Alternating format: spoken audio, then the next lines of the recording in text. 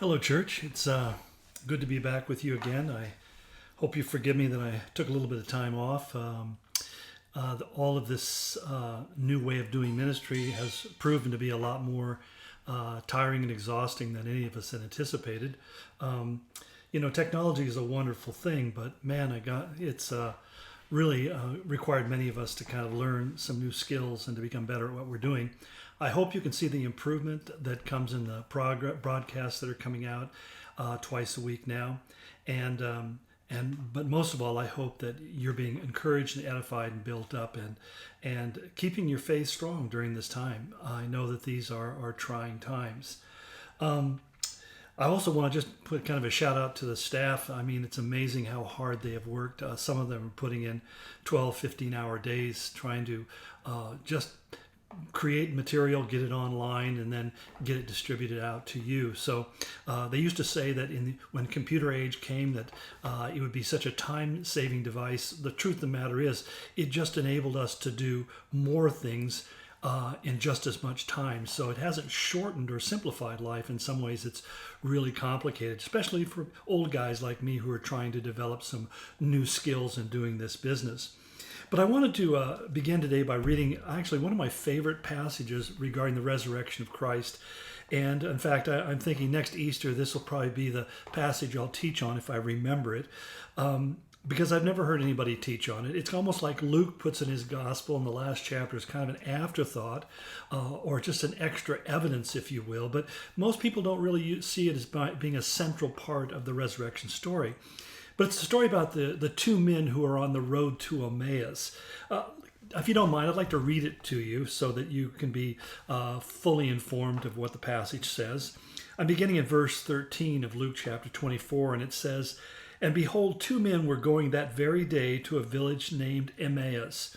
Emmaus is about 7 miles from Jerusalem, which is about 7 miles from Jerusalem, the text says. And they were talking with each other about all these things which had taken place. And while they were talking and discussing, Jesus himself approached and began traveling with them. But their eyes prevented them from recognizing him. And he said to them, 'What are these words that you are exchanging with one another as you are walking along?' And they stood still and looked sad. And one of them named Cleopas, answered and said to him, 'Are you the only one visiting Jerusalem and unaware of the things which have happened here in these days?'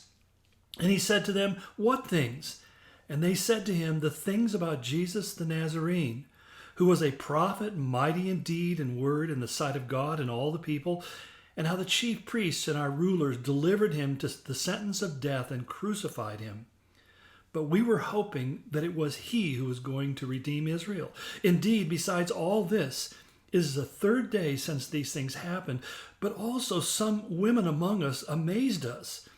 When they were at the tomb early in the morning and did not find his body, they came saying that they had seen a vision of angels who had said to them that he was alive. And some of those who were with us went to the tomb and found it just exactly as the women said. But him they did not see. And as he said to them, 'O foolish men and slow of heart to believe in all that the prophets have spoken, was it not necessary for the Christ to suffer these things and to enter into his glory?' And then beginning with Moses and with all the prophets, he explained to them the things concerning himself in all of the scriptures. And they approached the village where they were going, and he acted as though he were going further. But they urged him to stay with us, for it is getting toward evening, and the day is now nearly over. So he went in to stay with them, and when he had reclined at the table with them, he took the bread and blessed it, and breaking it, he began giving it to them. And then their eyes were opened, and they recognized him, and he vanished from their sight." You know, it's really amazing to me as I look over that passage and think about how many times you and I are walking through life, we're going through this earthly journey, and we feel like the Lord isn't present. And it's interesting, it says their eyes were not able to recognize him. The problem was in their way of looking through the lens of their eyes rather than the reality of what was right in front of them. And so they didn't recognize him in a way because they weren't looking for him to be in that moment, in that situation, in that circumstances. And yet all through that time, he was walking right beside them. And he was ministering to them and teaching them and encouraging them.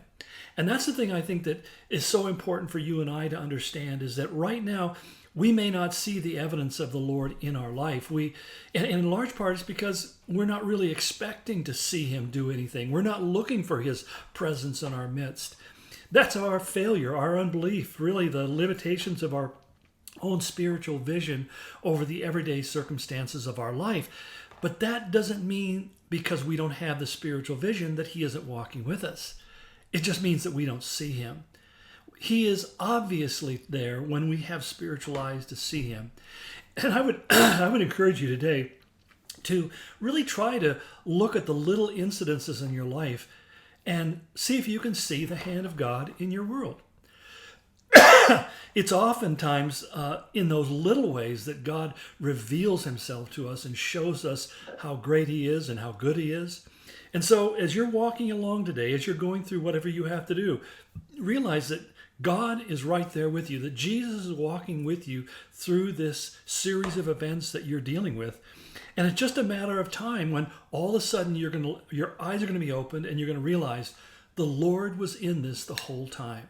The Lord was right here with us. He was the one that got us from where we are to where he wants us to be.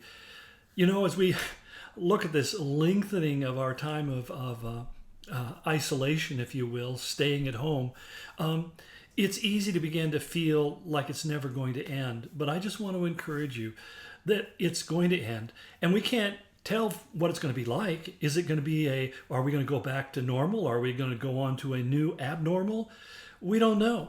But the reality is that whatever's coming, Jesus is going with us. He became flesh and dwelt among us so that he could companion with us in this life. And the Spirit of Jesus is the Spirit that lives inside of your heart. So he's right here. He's right with you. And just really begin to speak audibly to him sometimes, when nobody else is around so they won't think you're crazy. But speak audibly and say, Lord, I thank you you're with me. I ask God that you'd go before me and you'd bless me and you'd provide for me. You'd meet my needs. Get us through this difficult circumstance that we're in right now. And I thank you for that in Jesus' name.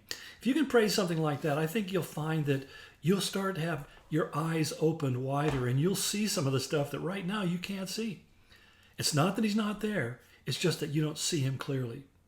I hope this brings a word of encouragement to you, and pray for God's blessing on you as you continue this wonderful journey of walking with Christ. God bless you and go in his grace.